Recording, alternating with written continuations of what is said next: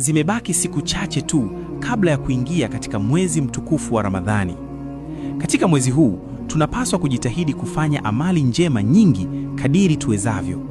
Ni msimu wa kuvuna thawabu na kurejea kwa Mola wetu kwa toba ya kweli. Mara nyingi tunakumbushana kuhusu matendo mema ya dhahiri tunayoweza kufanya, ikiwemo kusoma Qur'ani, kwani ni katika mwezi huu ambapo Allah aliiteremsha Qur'ani. Kutumia muda mwingi katika nyumba ya Allah ambayo ni misikiti. Sadaka bora zaidi ni ile inayotolewa katika mwezi wa Ramadhani. Swala za usiku, kudumisha swala za usiku, yani Qiyam al-Layl.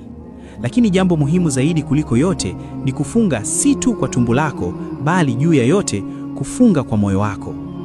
Inamaanisha nini kufunga kwa moyo?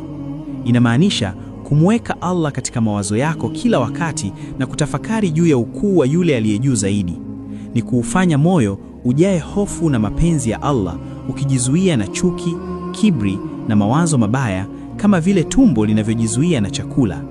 Subhanallah.